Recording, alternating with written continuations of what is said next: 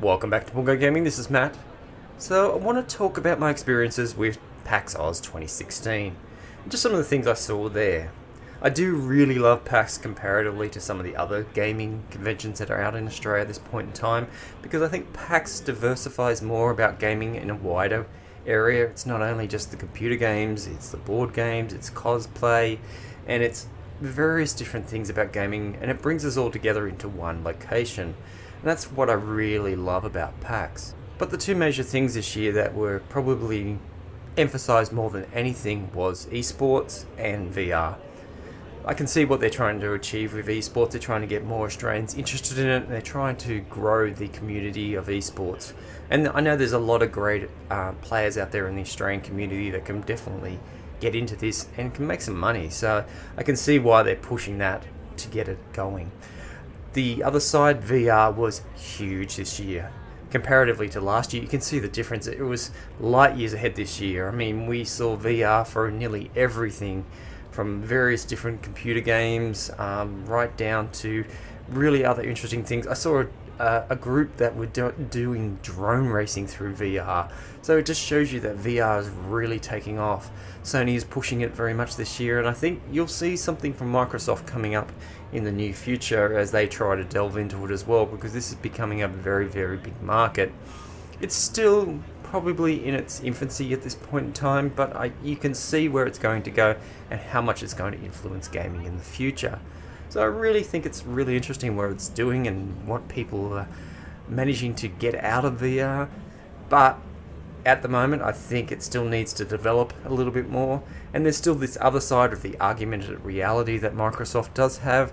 And I'm interested to see where that goes as well, because I think that can have a real great influence on gaming as well.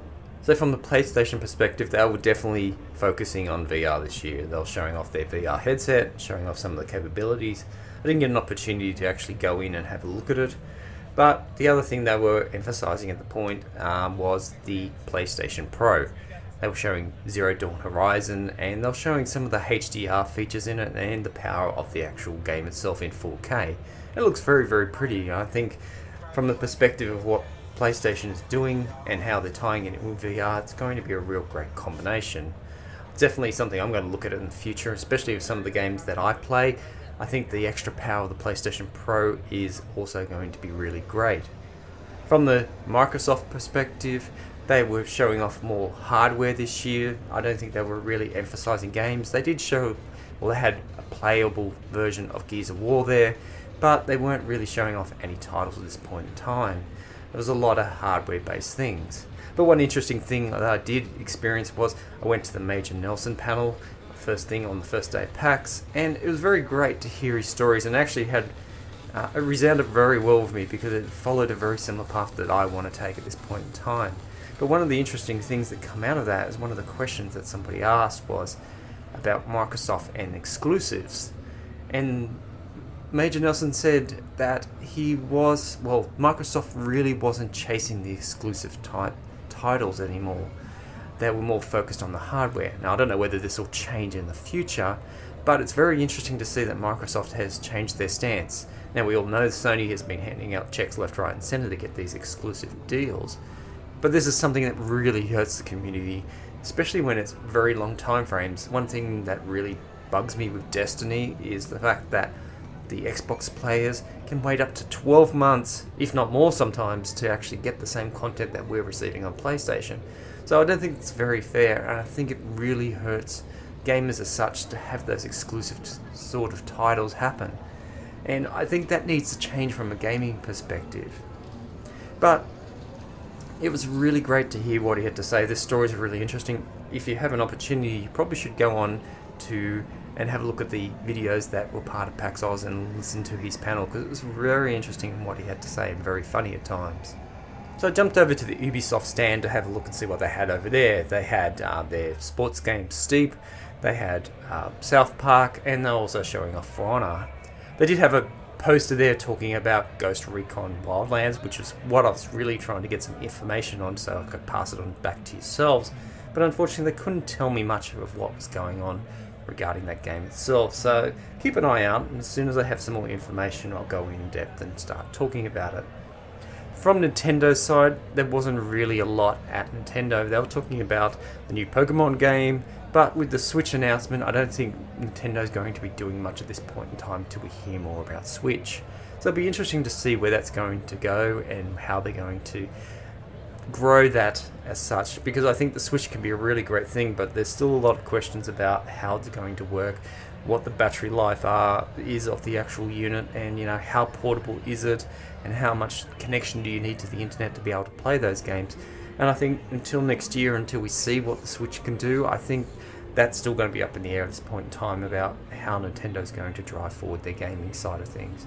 But it's interesting to see, and I think the Switch is actually something that really caught my interest. Not being a Nintendo fan at all, not having any of their consoles, it's something that sort of caught my interest, and I thought, well, I'll have to check that out when it comes out and see what it can offer.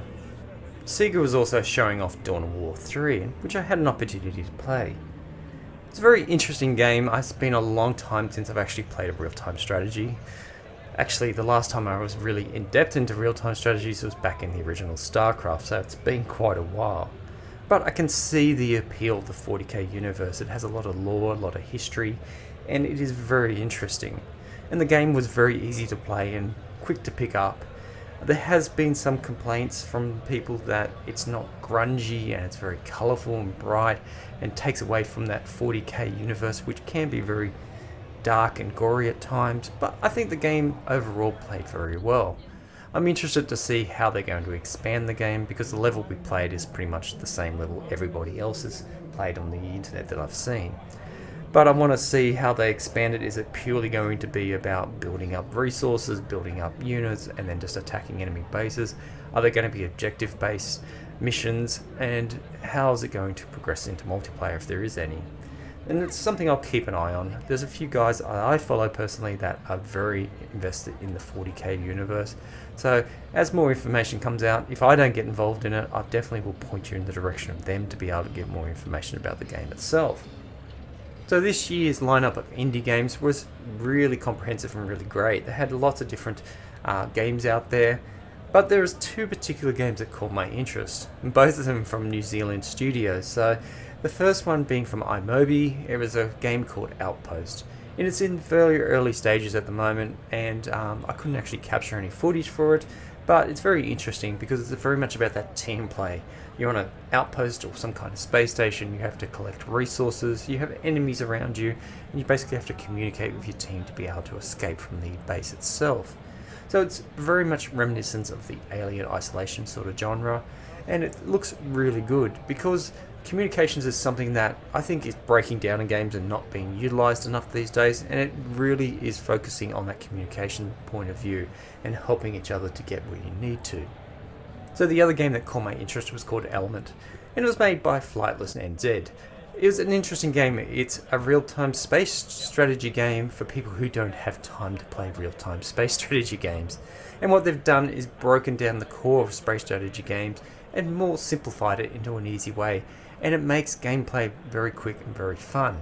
There is a lot of different abilities within the game itself, but it doesn't go in depth as some of these ones with tech trees and resources and everything else. It breaks it down into a more fun experience. Now I'm going to go in depth and a little bit more detail in a review upcoming in the next week or so, but at this point in time I'm going to leave it at that because I want to talk about it more in depth.